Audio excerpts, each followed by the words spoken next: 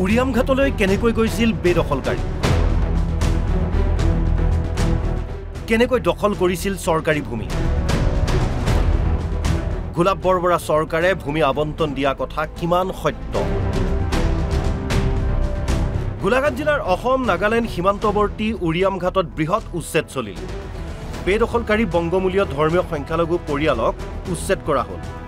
এই উচ্ছেদক গোলাঘাট জিলাবাসীৰ লগতে ৰাজ্যৰ সকলো খিলঞ্জীয়া লোকে সমৰ্থন কৰিছে তাৰ মাজতেই এটা মহলে প্ৰচাৰ কৰিছে যে উৰিয়াম ঘাটত বংগমূলীয় ধৰ্মীয় সংখ্যালঘুক সংস্থাপন দিছিল গোলাপ বৰবৰাৰ চৰকাৰে নগাৰ আগ্ৰাসন ৰোধ কৰিবলৈ সংখ্যালঘুক সংস্থাপন দিছিল বিভিন্নজনৰ লগতে এই কথা কৈছে এআইইউডিএফৰ বিধায়ক আমিনুল ইছলামে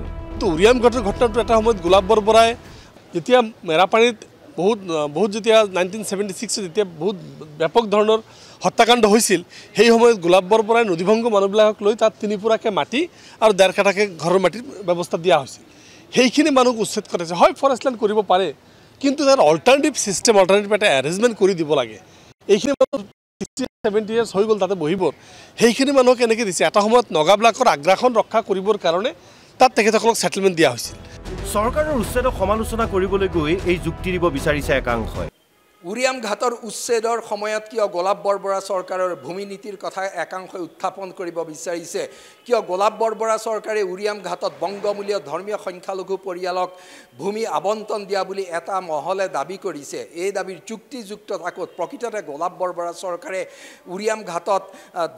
বংগমূলীয় ধৰ্মীয় সংখ্যালঘু লোকক ভূমি আবণ্টন দিছিল নে গোলাঘাট জিলাত ভূমি আবণ্টনৰ ক্ষেত্ৰত গোলাপ বৰবৰা চৰকাৰে কি কৰিছিল কৃষক আন্দোলন ভূমি অধিকাৰ আন্দোলনৰ গৌৰৱময় ইতিহাসেৰে সমৃদ্ধ গোলাঘাট ভূমিপট্টাৰ দাবীত শক্তিশালী আন্দোলন হৈছিল গোলাঘাটত দৈয়াং ঘিলাধাৰীৰ ভূমি অধিকাৰ আন্দোলনে আলোড়ন তুলিছিল ৰাজ্যত এই আন্দোলনৰ নেতৃত্ব দিছিল সমাজবাদী নেতাসকলে গোলাঘাটৰ কিংবদন্তি স্বৰূপ বিপ্লৱী বীৰ শংকৰ বৰুৱা শুনেশ্বৰ বৰাৰ নেতৃত্বত হৈছিল আন্দোলন গোলাঘাটৰ পৰা শুনেশ্বৰ বৰা জনতা পাৰ্টিৰ বিধায়ক নিৰ্বাচিত হয় গোলাপ বৰবৰাৰ মন্ত্ৰীসভাৰ কৃষি মন্ত্ৰী আছিল শুনেশ্বৰ বৰা গোলাপ বৰবৰাৰ চৰকাৰে স্বাভাৱিকতেই গোলাঘাটৰ ভূমিহীনক ভূমি আবণ্টন দিয়াৰ ব্যৱস্থা কৰিছিল বৰবৰা চৰকাৰে জিলাখনৰ কোন অঞ্চলত ভূমি আবণ্টন দিছিল দৈয়াঙত ভূমি আবণ্টনৰ ব্যৱস্থা কৰিছিল বৰবৰা চৰকাৰে খিলঞ্জীয়া ভূমিহীনক মাটি দিছিল ঘিলাধাৰী মৌজাত ভূমি আবণ্টন দিছিল আবণ্টিত ভূমিৰ গাঁৱক সমাজবাদী সত্যাগ্ৰহী গাঁও নামাকৰণ কৰা হৈছিল এই সন্দৰ্ভত প্ৰয়াত মুখ্যমন্ত্ৰী গোলাপ বৰবৰাৰ পুত্ৰ বিজেপি নেতা পংকজ বৰবৰাই কয় গোলাপ বৰবৰা চৰকাৰে গোলাঘাট জিলাৰ ঘিলাধাৰী মৌজাত মাটি আবণ্টন কৰিছিল আমি সকলোৱে জানো সেই অঞ্চলত বসবাস কৰি থকা বন অঞ্চলত ঘিলাধাৰী চাহ বাগিচা এটা অঞ্চলত বসবাস কৰি থকা মানুহখিনিয়ে বহুদিন ধৰি মাটিৰ পট্টাৰ পৰা সংগ্ৰাম কৰিছিল আৰু এই সংগ্ৰামৰ নেতৃত্ব দিছিল ছ'চিয়েলিষ্ট পাৰ্টিৰ নেতৃবৰ্গই আৰু সেই 1975 চনত যেতিয়া জনতা পাৰ্টিৰ চৰকাৰ হৈছিল তেতিয়া তাৰ কেবিনেটে সিদ্ধান্ত কৰিছিল ঘিলাধাৰী মৌজাৰ সেই মানুহখিনিক মাটিৰ পট্টন দিয়া হ'ব আৰু মাটিৰ পট্টনৰ ব্যৱস্থা কৰিছিল আৰু সেই সময়ত গোলাপ বৰবৰাই ডাঙৰীয়াই কৈছিল যে তাত এইখিনি মানুহে মাটি পট্টন পাব যিসকলে তাত প্ৰকৃততে বসবাস কৰিছিল বাহিৰা তাত ভুলক্ৰমে যদি কাৰোবাৰ নামত হয় সেইখিনি আবণ্টনো পিছত নাকচ কৰা হ'ব বুলি স্পষ্টভাৱে কোৱা হৈছে কিন্তু এতিয়া উচ্ছেদ হৈছে উৰিয়াম ঘাটত গোলাপ বৰবৰা চৰকাৰে ভূমি আবণ্টন দিয়া নাছিলে গোলাপ বৰবৰা চৰকাৰে ভূমি আবণ্টন দিছিলে ঘিলাধাৰী মৌজাত সেই কথা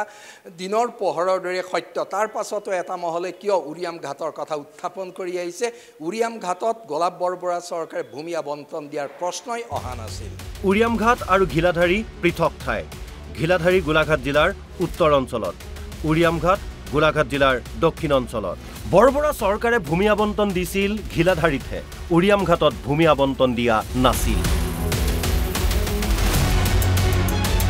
উৰিয়াম ঘাটৰ উচ্ছেদিত কিছু লোকে কৈছে যে চুঙাজানত নগাৰ আক্ৰমণৰ সময়ত গোলাপ বৰবৰাৰ চৰকাৰে তেওঁলোকক সাহায্য দিছিল আশ্ৰয় শিবিৰত সাহায্য দিয়া চৰকাৰৰ দায়িত্ব তাৰ অৰ্থ এইটো নহয় যে বৰবৰা চৰকাৰে সংস্থাপন দিছিল বৰবৰা চৰকাৰে সীমান্ত অঞ্চলত বাট পথ নিৰ্মাণ কৰিছিল উদ্দেশ্য আছিল সীমান্তত আৰক্ষী প্ৰশাসনৰ যাতায়াত সুচল কৰা বেদখলকাৰীৰ বাবে পথ নিৰ্মাণ কৰা নাছিল বৰবৰা চৰকাৰে উৰিয়াম ঘাটত গোলাপ বৰবৰা চৰকাৰৰ কাৰ্যক লৈ পংকজ বৰবৰাৰ ভাষ্য প্ৰকৃততে যেতিয়া এই উৰিয়াম ঘাটৰ সেই অঞ্চলটো 1979 চনত ৰেংমা বনাঞ্চলত নগাই অগ্ৰাসন হৈছিল। নগাই সেই অঞ্চলৰ বাসিন্দাসকলৰ ওপৰত যেতিয়া অত্যাচাৰ কৰিছিল, ভয়ত কিছুমান মানুহ পলাই আহিছিল আৰু তাৰ ৰিলিফ কেম্পত আছিল। আৰু 1979 চনৰ সেই সময়ৰ চৰকাৰে সেই অঞ্চলৰ সেই ৰিলিফ কেম্পত থকা মানুহখিনিক মানৱীয়তাৰ খাতিৰত আৰু দ্বিতীয়তে চৰকাৰৰ যিটো নিয়ম, ৰিলিফ কেম্পত থকা মানুহখিনিক যিখিনি সাহায্য সামগ্ৰী প্ৰদান কৰিব লাগে, সেই সাহায্য সামগ্ৰীখিনি সেই অনুযায়ী প্ৰদান কৰিছিল। আৰু এই কথাটোকে এতিয়া তাতে বহুকেইজনে কৈছে যে আমি তাতে বসবাস কৰোঁতে আমাক সাহায্য দিছিল প্ৰত্যেকতে। আৰু সেই অসমৰ সেই অঞ্চলসমূহ তেতিয়া কোনো তাৰ আগলৈকে প্ৰশাসন যন্ত্ৰ যাবলৈ বা পুলিচ মিলিটাৰী যাবলৈ, কোনো নিৰাপত্তা বাহিনী যাবলৈ, কিবা অশান্ত হ'লে কিবা পৰিস্থিতিত যাবলৈ কোনো ব্যৱস্থা নাছিল। তেতিয়াই 1979 চনত চৰকাৰে তেতিয়া সেই অঞ্চলসমূহত নগালেণ্ডৰ সীমান্তৰ সেই উৰিয়াম ঘাটৰ সেই অঞ্চলবিলাকত বাট পথৰ ব্যৱস্থা কৰিছিল। কেতিয়াও কোনো প্ৰকাৰে উৰিয়াম ঘাটত বংগমূলীয় ধৰ্মীয় সংখ্যালঘু লোকক সংস্থাপন দিয়া নাছিল গোলাপ বৰবৰা নেতৃত্বাধীন জনতা পাৰ্টিৰ চৰকাৰে। এই কথা সত্য। তথ্যই প্ৰমাণ কৰে উৰিয়াম ঘাটৰ বেদখলৰ ইতিহাস।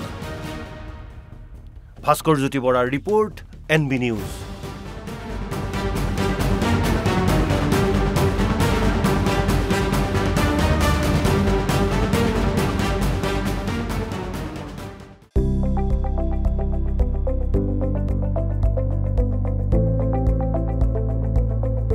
NB news,